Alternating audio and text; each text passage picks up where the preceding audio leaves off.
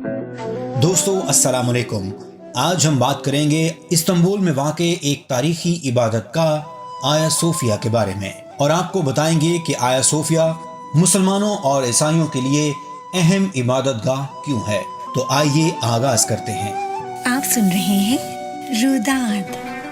آیا صوفیہ یا سابقہ نام آیا صوفیہ گرجا گھر، موجودہ نام آیا صوفیہ کبیر جامعہ شریفی۔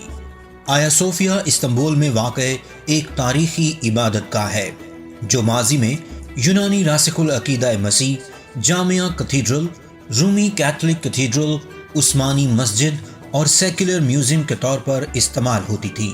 10 جولائی 2020 کو ترکی کی عدالت نے حکم دیا کہ اس کو دوبارہ مسجد کے طور پر بحال کیا جائے۔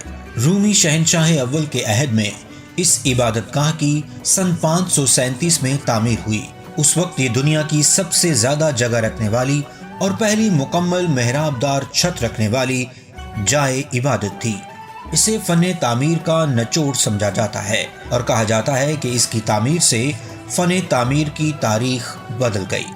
آیا صوفیہ سلطان محمد فاتح کے ہاتھوں فتح قسطنطنیہ ہونے تک مسیحیوں کا دوسرا بڑا مذہبی مرکز بنا رہا۔ تقریباً 5ویں صدی عیسوی سے مسیحی دنیا 2 بڑی سلطنتوں میں تقسیم ہو گئی تھی۔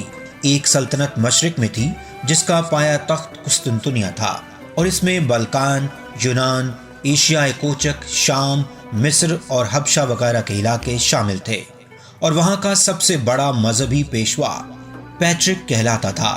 اور دوسری بڑی سلطنت مغرب میں تھی جس کا مرکز روم یعنی اٹلی تھا۔ یورپ کا بیشتر علاقہ اسی کے زیر نگیں تھا، اور یہاں کا مذہبی پیشوا پوپ یا پاپ کہلاتا تھا۔ ان دونوں سلطنتوں میں ہمیشہ سیاسی اختلافات کے علاوہ مذہبی اور فرقہ وارانہ اختلافات بھی جاری رہے۔ مغربی سلطنت جس کا مرکز روم تھا وہ رومن کیتھولک کلیسیا فرقے کی تھی، اور مشرقی سلطنت آرتھوڈوکس کلیسیا کے فرقے کی تھی۔ آیا صوفیہ کا یہ چرچ اس وقت آرتھوڈوکس کلیسیا کا ایک عالمی مرکز تھا۔ اس چرچ کا سربراہ پیٹر یوک کہلاتا تھا اور اسی میں مقیم تھا، لہٰذا آدھی مسیحی دنیا اس کو اپنا مقدس ترین عبادت گاہ سمجھتی تھی۔ آیا صوفیہ اس لحاظ سے بھی اہم تھا کہ وہ روم کے کیتھولک کلیسا کے مقابلے میں زیادہ قدیم تھا۔ اس کی بنیاد 3 صدی عیسوی میں اسی رومی بادشاہ قسطنطین نے ڈالی تھی جو روم کا پہلا عیسائی بادشاہ تھا، اور جس کے نام پر اس شہر کا نام بزنطیہ سے قسطنطنیہ رکھا گیا۔ قسطنطین نے اس جگہ پر 360 میں ایک لکڑی کا بنا ہوا کلیسا تیار کیا تھا۔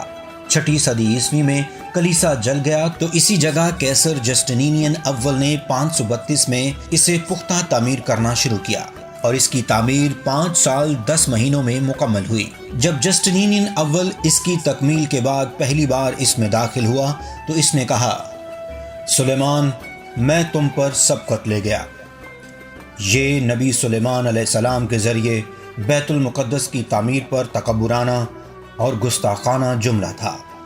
جب سن 1453 میں عثمان سلطان محمد فاتح نے قسطنطنیہ کو فتح کیا اور بازنطینیوں کو شکست ہو گئی تو اس شہر کے مذہبی رہنماؤں اور راسخ العقیدہ عیسائیوں نے اسی کلیسا میں اس خیال سے پناہ لی تھی کہ کم از کم اس عمارت پر سلطان محمد فاتح کا قبضہ نہیں ہو سکے گا۔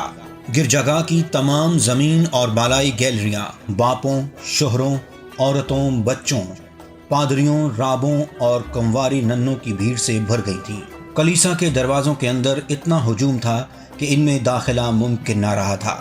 یہ سب لوگ اس مقدس گنبد کے سائے میں تحفظ تلاش کر رہے تھے جسے وہ زمانے دراز سے ایک لاہوتی عمارت سمجھتے آئے تھے، لیکن ترک عثمانی فوج اس ستون سے بھی آگے بڑھ کر صوفیہ کلیسا کے دروازے تک پہنچ گئے۔ نہ کوئی فرشتہ آسمان سے نازل ہوا اور نہ رومیوں کی شکست فتح میں تبدیل ہوئی۔ کلیسا میں جمع عیسائیوں کا ہجوم آخر وقت تک کسی غیبی امداد کا منتظر رہا۔ بالآخر سلطان محمد فاتح اندر داخل ہو گئے اور سب کی جان و مال اور مذہبی آزادی کی ضمانت دی۔ فتح کے دن فجر کی نماز کے بعد سلطان محمد فاتح نے یہ اعلان کیا تھا کہ انشاءاللہ ہم ظہر کی نماز آیا صوفیہ میں ادا کریں گے، چنانچہ اسی دن فتح ہوا اور اس سرزمین پر پہلی نماز ظہر کی ادا کی گئی۔ اس کے بعد پہلا جمعہ بھی اسی میں پڑھا گیا۔ قسطنطنیہ چونکہ سلطان کی طرف سے صلح کی پیشکش کے بعد بزور شمشیر فتح ہوا تھا، اس لیے مسلمان ان کلیساؤں کو باقی رکھنے کے پابند اور مشروط نہ تھے، اور اس بڑے چرچ کے ساتھ جو توہمات اور باطل عقیدے وابستہ تھے انہیں بھی ختم کرنا تھا۔ آیا صوفیہ چرچ صرف مذہبی رسومات کی عبادت گاہ نہیں بلکہ وہ عیسائیوں کا ایک سیاسی اور عسکری مرکز بھی تھا۔ اس میں موجود رسموں اور تصاویر کو مٹا دیا گیا اور محراب قبلہ رخ کر دی گئی۔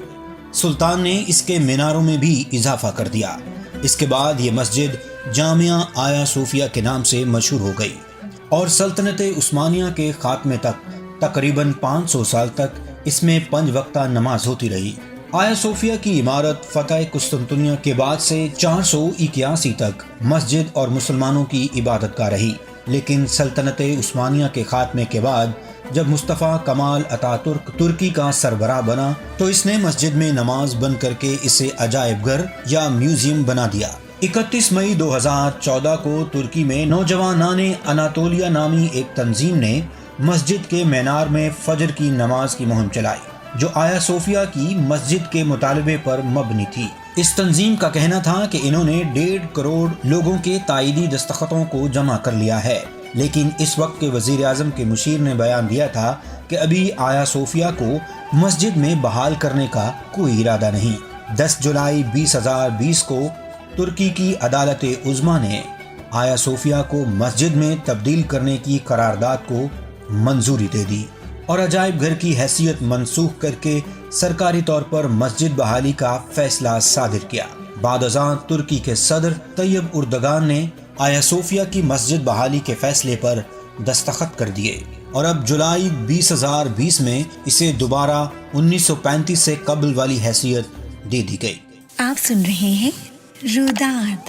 اگر آپ نے ہمارا چینل ابھی تک سبسکرائب نہیں کیا تو برائے مہربانی چینل سبسکرائب کر لیجئے